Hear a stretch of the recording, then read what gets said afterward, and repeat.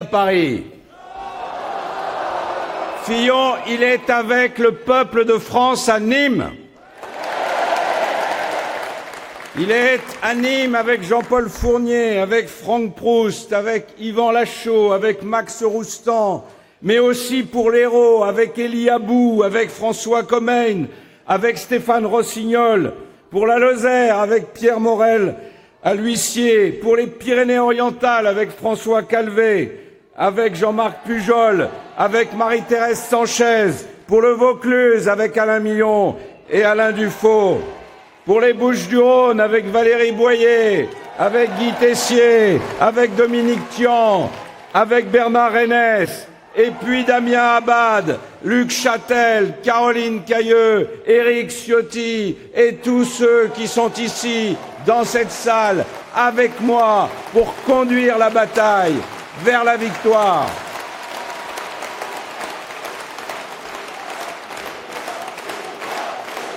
Mes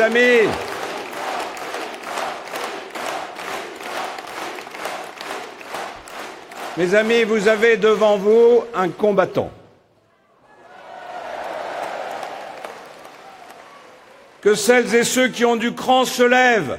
Merci, merci de tout cœur pour votre présence à mes côtés. Merci à vous, les militants de la France.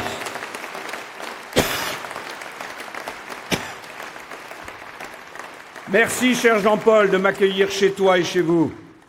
Merci aux Gardois. Merci aux élus du Gard et des départements voisins d'être là si nombreux. Merci à Nîmes, la ville des arènes, la ville des Huguenots, des Camisards, la ville de toutes les résistances, de toutes les libertés, la ville fière de son identité. Votre énergie, c'est une force qui décuple ma volonté de vaincre. Parce que, sachez-le, je suis là pour percuter tous les scénarios que certains voudraient écrire à votre place.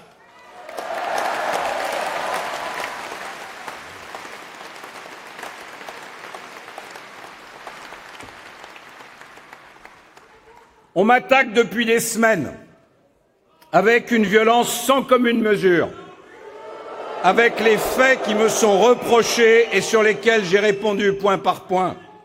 7 jours sur 7, 24 heures sur 24, la machine à broyer, la machine à scoop, la machine à rumeurs s'est mise en marche. Mais je vous le dis, je n'ai pas l'intention de céder. Et je ne parle pas seulement pour moi, mais je parle parce que la démocratie vous appartient à vous. Il est hors de question que soit fauché le vote des électeurs de la droite et du centre. Il est hors de question que soit muselée la voix de millions de Français qui veulent une véritable alternance. Il est hors de question que soit expulsé le projet du redressement national que je porte. Croyez-moi, ces attaques ne seraient pas aussi vives si notre programme était de l'eau tiède. Elles ne seraient pas...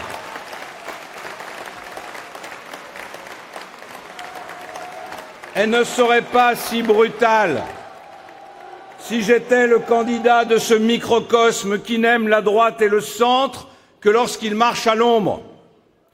Mais voilà, moi je dénonce ouvertement le déclin, la faillite, la bureaucratie, le laxisme, le communautarisme, le totalitarisme islamique. Mais je ne suis pas seul. J'ai avec moi tous ces Français qui disent qu'on nous laisse travailler, qu'on arrête de nous emmerder. J'ai avec moi ces entrepreneurs, ces agriculteurs, ces artisans qui sont découragés par tant de charges, de réglementation et de contrôle. J'ai entendu la voix de ces jeunes qui se cassent les dents sur les rigidités du marché du travail. Je suis le porte-parole de celles et ceux qui veulent affirmer les valeurs françaises.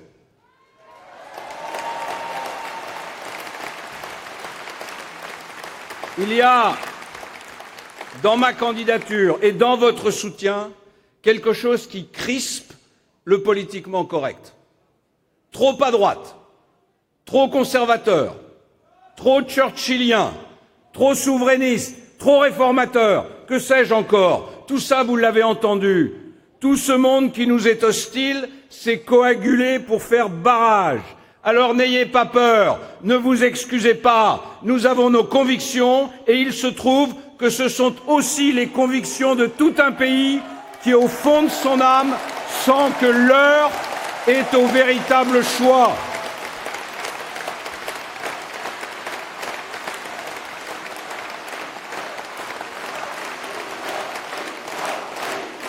Mes amis, les défis du prochain quinquennat sont immenses. Comment retrouver le plein emploi pour être enfin le pays qui donne une chance à tous ses enfants? Comment relancer la croissance pour endiguer la pauvreté? Comment réduire notre dette écrasante pour échapper à la tutelle des marchés financiers? Comment être à la pointe de la révolution numérique?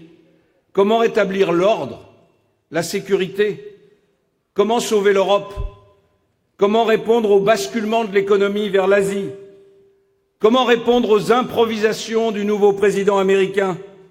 Comment vaincre le totalitarisme islamique?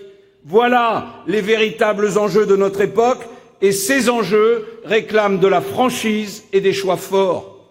Mais non, ces sujets cruciaux sont passés sous silence. On est dans l'esquive, on est dans la tambouille. Mes adversaires égrènent leurs promesses illusoires. Hausse des salaires sans compter, nouvelles dépenses sans complexe, création d'emplois publics à gogo, retraite à 60 ans, 32 heures, retour du franc, tout y passe. Mais moi je vous parle du destin de la France. Et je n'entends parler que des petites opérations politiques. Hamon a fait son pas de deux entre Mélenchon et les écologistes. Et puis nous avons assisté à une très médiatique étreinte entre deux girouettes, Macron et Bayrou, les gondoliers de la politique.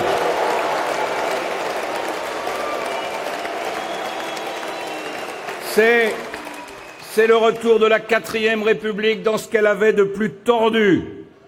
Et il n'est d'ailleurs pas étonnant que tous mes adversaires rêvent d'introduire la proportionnelle au Parlement.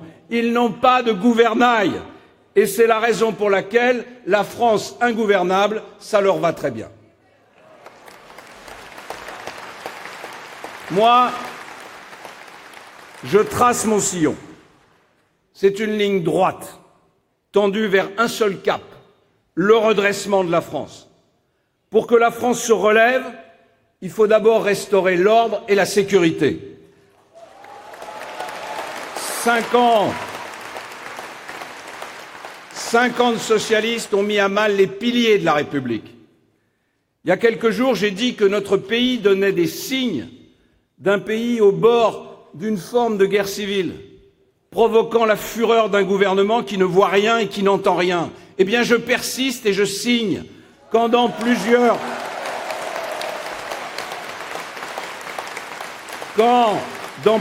quartiers, des gangs ont sous la main toutes les armes de guerre possibles, quand des intégristes imposent leurs règles aux habitants, quand des fanatiques français projettent des attentats kamikazes, ce ne sont pas des tristes réalités, c'est une faille béante dans notre République.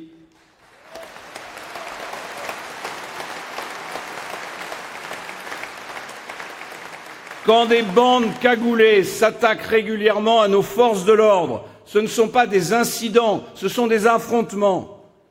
Quand dans chacune de mes réunions publiques, l'extrême gauche vient nous défier. Lorsque ce week-end à Nantes, des quarts de militants du FN sont agressés, lorsque la ville est saccagée, ce ne sont pas des dérapages, c'est une atteinte à la démocratie.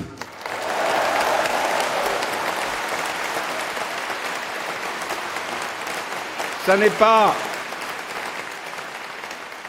un hasard si cela s'est déroulé à Nantes, où le gouvernement a laissé une zone de non-droit s'installer à Notre-Dame-des-Landes, en refusant de faire évacuer les zadistes malgré toutes les décisions de justice et un référendum local. Oui, j'affirme qu'il y a dans notre pays un climat de violence dangereux et qu'il serait temps que le gouvernement tape du poing sur la table. Il faut rompre avec cette culture de la violence qui casse toute fraternité, qui oblige nos concitoyens à baisser les yeux en rentrant chez eux. Il n'y a pas de liberté sans sécurité. Les voyous doivent être sanctionnés, les peines doivent être exécutées.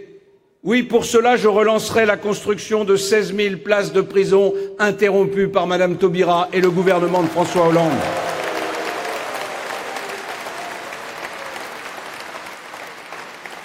Je rétablirai les peines planchers automatiques afin que la récidive soit lourdement condamnée. Et parce que trop de délinquants chevronnés tirent excuse de ne pas encore avoir 18 ans pour narguer la justice, je propose d'abaisser la majorité pénale à 16 ans.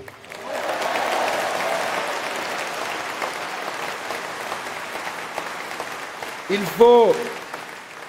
faut soutenir les forces de l'ordre dans leur travail, au quotidien, et pas seulement dans les cérémonies. Elles sont engagées dans un travail extrêmement difficile et elles paient jusque dans leur chair le prix des fonctions exercées pour nous protéger. Plus de 10 000 policiers, gendarmes, pompiers sont blessés chaque année et une dizaine d'entre eux trouvent la mort. Respect. Je veux du respect pour ces hommes et ces femmes qui font leur devoir.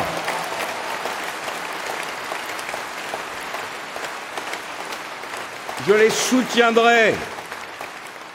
soutiendrai dans leur mission, en les déchargeant des tâches bureaucratiques qui les accaparent, en modernisant les moyens qui sont mis à leur disposition, en remettant sur le terrain des policiers et des gendarmes, en renforçant et en généralisant les polices municipales. À Nîmes, qui ne connaît le 2e régiment d'infanterie? La Légion étrangère. Et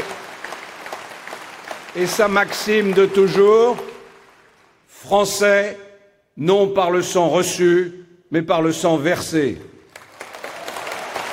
C'est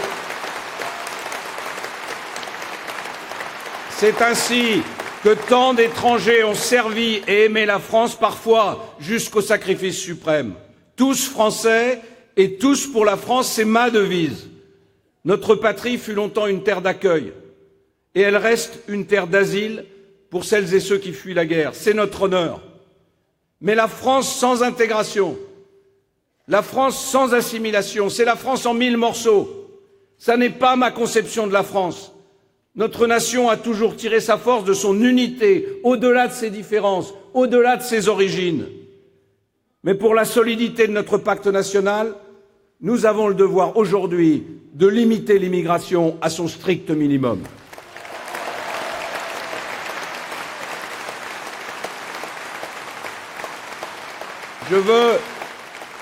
Je veux que notre politique d'immigration soit fixée chaque année par des quotas stricts, établis par le Parlement, en fonction de nos capacités d'accueil et de nos besoins économiques.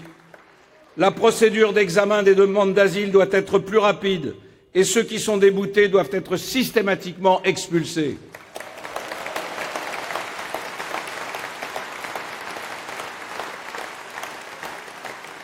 La politique d'aide au développement que nous conduisons doit être liée à l'acceptation par les pays que nous aidons du retour sur leur territoire des déboutés du droit d'asile.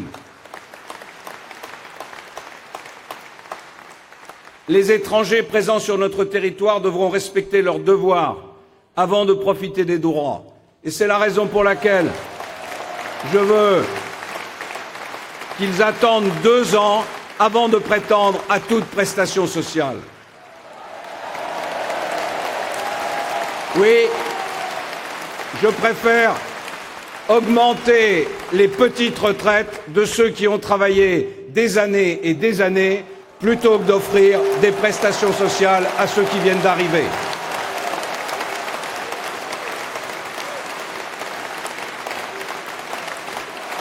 Il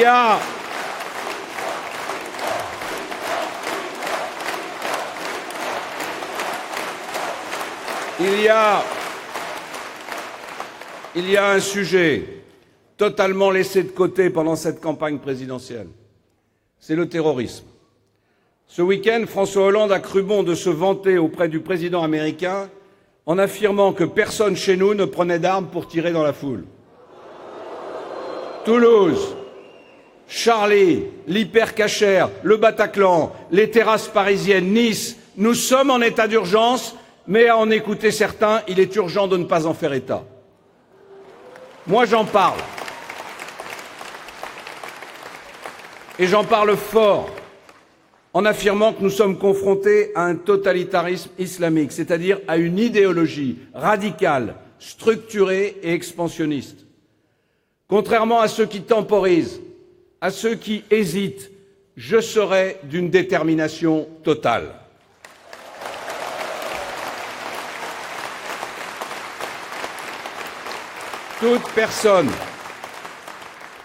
Toute personne coupable d'intelligence avec l'ennemi sera condamnée.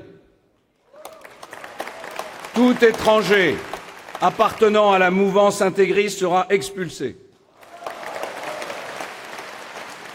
Le culte musulman fera l'objet d'un contrôle administratif jusqu'à ce qu'il soit aussi fermement ancré dans la République que les autres religions.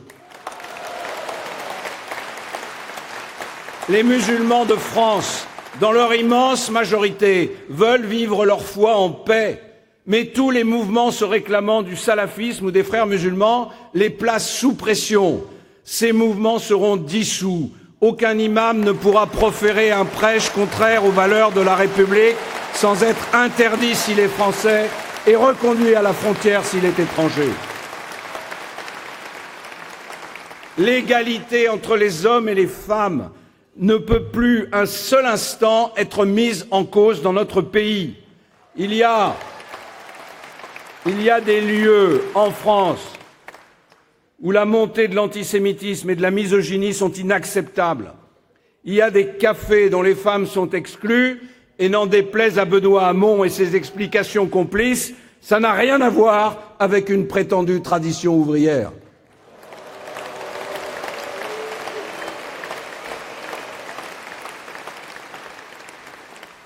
Face à tout cela, l'école de la République doit être renforcée. Il faut, mon cher Yvan, mettre un terme aux idéologies fumeuses. Moi, je veux une école qui transmet les connaissances fondamentales.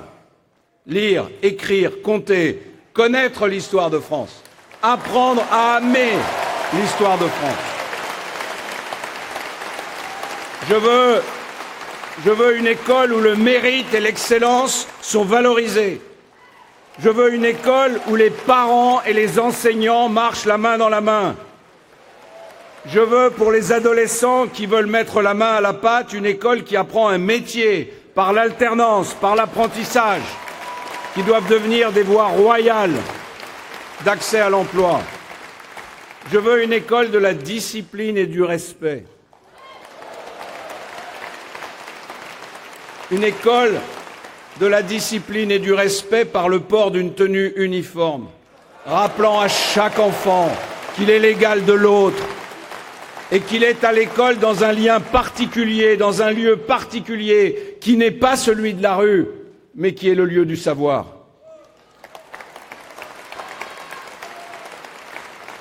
La famille doit être défendue et respectée. Parce que la famille, c'est le premier cercle de solidarité et d'affection. C'est le chaînon qui relie les générations, les mémoires, les espoirs. Pour la famille, je veux qu'on protège le droit de l'enfant et pas le droit à l'enfant. La famille doit être encouragée, elle doit être aidée. C'est la raison pour laquelle je veux relever le quotient familial et rétablir l'universalité des allocations familiales. Mes chers amis, dans un pays aux structures solides, notre économie pourra se développer. Or, aujourd'hui, tout est fait pour brider les énergies. Tout s'est enrayé.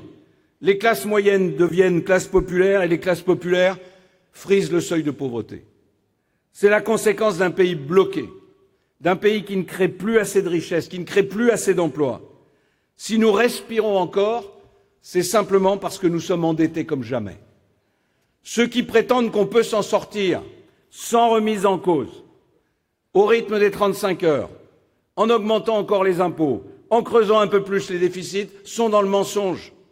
Mon projet, vous le savez, il a un fil rouge. C'est le fil rouge de la vérité et de la liberté.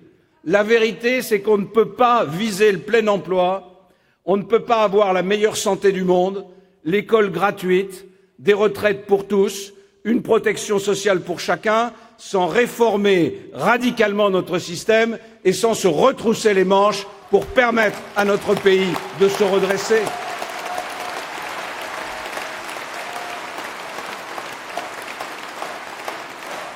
Il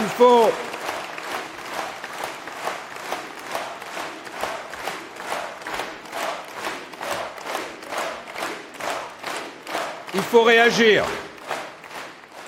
Et pour moi, la liberté, qui, je le rappelle, est la première valeur de notre devise, c'est la plus belle et c'est la plus efficace de nos armes pour conquérir le développement économique et social. La liberté, c'est la plus belle parce qu'elle éveille en l'homme cette part d'audace qui le grandit face à la fatalité. C'est la plus efficace parce que la liberté, c'est une rupture qui repousse les frontières du progrès. Alors mon objectif est clair, c'est l'emploi, l'emploi, l'emploi. Et pour cela, je prendrai tous les risques. Oui, je supprimerai les 35 heures. Oui, je concentrerai le Code du travail sur les principes fondamentaux et je laisserai le reste à la négociation collective. Oui, je diminuerai de 40 milliards les charges qui pèsent sur les entreprises et sur les exploitations agricoles. Je défendrai nos industries. Je me battrai pour l'agriculture française. J'ai grandi dans la Sarthe, au milieu des agriculteurs. Je connais la vie des agriculteurs. Je connais celle des éleveurs. J'ai entendu cet après-midi le témoignage de vos viticulteurs. C'est une vie faite de sacrifices et d'un amour pudique pour la nature. J'ai vu leur monde se transformer au cours des dernières décennies. On ne peut pas fermer les yeux sur le drame que vive aujourd'hui le monde agricole, où l'on travaille 2 fois 35 heures par semaine, sans arriver parfois à se verser un salaire à la fin du mois. Pour les agriculteurs, je veux aussi la baisse des charges des entreprises. Car oui, les agriculteurs sont des entrepreneurs. Ce ne sont pas des paysagistes, c'est des entrepreneurs modernes. Il faut aussi la vérité sur les prix, afin que leurs marges ne soient plus accaparées en silence par d'autres. Et c'est la raison pour laquelle je veux l'éthique à l'étiquette, c'est-à-dire la transparence du prix d'achat aux agriculteurs sur le prix de vente des produits frais. Je veux libérer les agriculteurs des réglementations sanitaires et environnementales qui se rajoutent en France aux réglementations européennes. Je veux créer un compte épargne aléas climatiques très simple, alimenté pendant les années de bonne récolte et utilisable en cas de perte d'exploitation.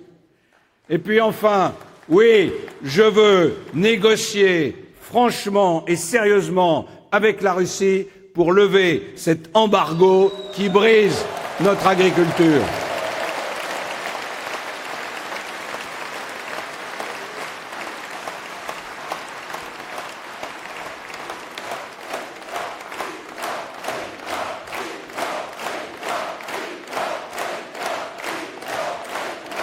Mes amis, notre bataille pour la croissance et pour l'emploi doit être juste. Et c'est la raison pour laquelle je veux diminuer de façon considérable les cotisations salariales pour que le salaire net augmente et se rapproche du salaire brut. Je veux revaloriser les petites retraites pour 4 millions de retraités. Je veux augmenter de 10% les petites pensions de réversion. Et tout cela sera rendu possible par l'augmentation progressive de l'âge de départ à la retraite. Parce qu'on ne luttera pas contre la dette et les déficits sans moderniser notre système public. Luc l'a dit tout à l'heure, nous avons près de 6 millions d'agents publics. C'est plus que l'Allemagne, qui compte pourtant 15 millions d'habitants de plus que nous. Alors oui, je propose de réduire ces effectifs de 8% sur l'ensemble du quinquennat. C'est raisonnable, c'est nécessaire. Soyons clairs, mes adversaires, c'est la bureaucratie, ce sont les déficits, ce ne sont pas les fonctionnaires qui sont dévoués et qui sont compétents. Oui, il faut profiter des opportunités qu'offre la numérisation pour moderniser les structures et les méthodes du travail. Oui, je veux qu'on passe progressivement les fonctions publiques aux 39 heures pour améliorer la productivité et le service rendu aux citoyens. Et simultanément, je veux qu'on offre aux fonctionnaires de nouvelles perspectives de carrière. Alors, mes amis, si nous sommes réunis ensemble ce soir, c'est d'abord parce que nous sommes fiers d'être Français. Parce que nous pensons avec émotion aux héros qui sont tombés pour maintenir notre pays debout. Nous aimons notre patrie, nous aimons notre histoire, nous aimons ses valeurs, sa culture.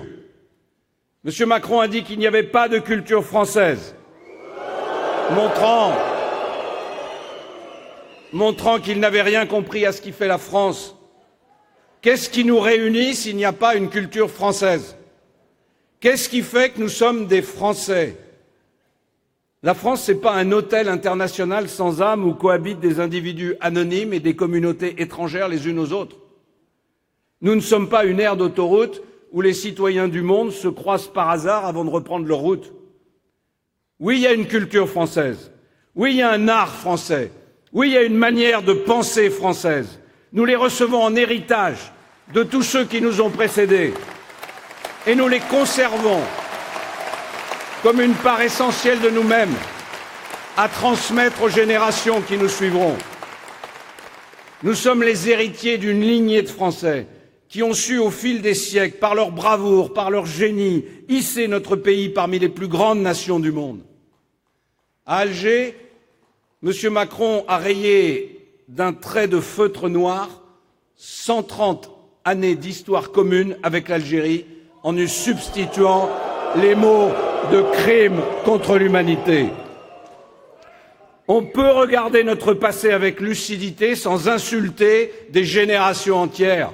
Près d'1 million de rapatriés, des dizaines de milliers de harkis et les descendants de tous ces hommes et toutes ces femmes dont nombreux vivent ici, à Nîmes et dans cette région. Ces hommes et ces femmes, et ils nous l'ont rappelé encore cet après-midi, ont vécu dans leur chair l'histoire passionnée et douloureuse qui lie la France et l'Algérie. Eh bien moi, je dis à M. Macron, je veux du respect pour les mémoires, du respect pour les douleurs, et non pas l'instrumentalisation de l'histoire de notre pays.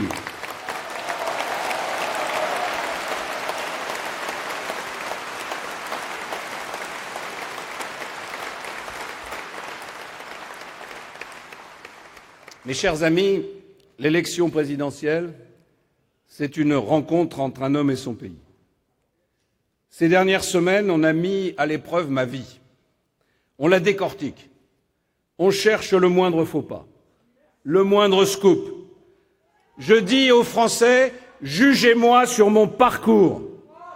Je n'ai pas fait de grandes écoles. Je n'ai pas été banquier. J'ai donné 36 ans de vie publique à ma ville, à mon département, à ma région, à la France. 36 ans à parcourir nos villages et nos villes. 36 ans de rencontres avec les Français, face à leurs espoirs et à leur colère.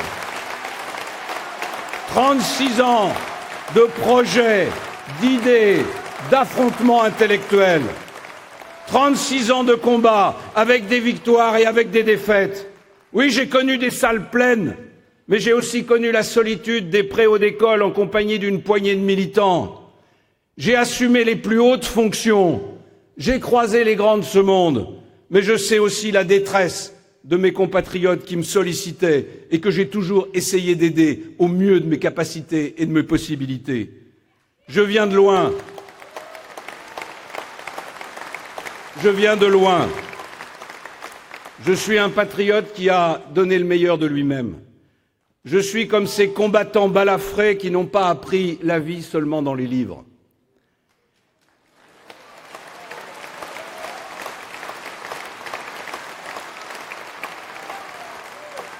J'ai pu faire des erreurs, mais qui n'en fait pas? Ceux qui n'ont jamais fait d'erreur ne sont pas nécessairement les êtres les plus justes et les plus solides. On ne devient pas président sans avoir été attaqué, injurié, écorché par ses adversaires.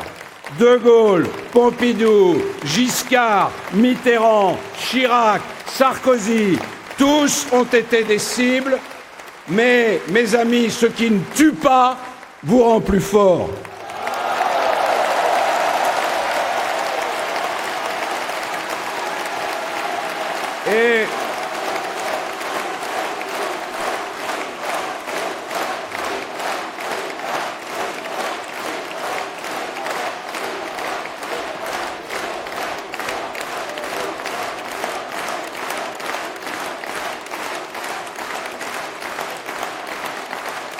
Et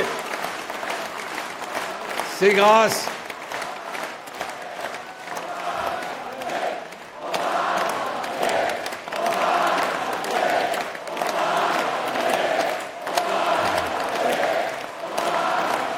et mes amis, c'est grâce à cette force intérieure que ceux que je viens de citer ont pu assumer la conduite de la France, la 5e puissance du monde. Cette force, je l'ai en moi et je suis plus que prêt à l'utiliser au service de mon pays. J'entendais M. Macron évoquer son immaturité politique comme un gage de sa sincérité. Mais il n'y a pas de place pour l'immaturité présidentielle. La présidence normale, ça n'existe pas. La présidence branchée, c'est une illusion naïve. Le chef de l'État conduit la nation, il est comptable de sa sécurité et de sa prospérité. On ne dirige pas la France sans avoir conscience de tenir entre ses mains quelque chose de sacré. Je ne marche pas pour le pouvoir, mais pour le pouvoir de redresser la France. Et si je nous exhorte à nous moderniser comme jamais, si je nous invite à nous rassembler autour de nos valeurs éternelles, c'est que je ne connais pas d'autre moyen d'être une nation forte, une nation respectée, une nation soudée qui crée des richesses, qui protège ses enfants et qui leur offre le goût du bonheur. Alors mes amis, l'heure est importante pour la France. J'invite tous les Français qui veulent une France libre à nous rejoindre. Je donne et je donnerai tout dans cette campagne, toute ma volonté, tout mon courage, toutes mes forces. Alors aidez-moi, donnez-moi votre énergie, levez-vous, donnez-moi votre force, donnez-moi votre fierté. Et tous ensemble, nous allons gagner pour la France et pour la République.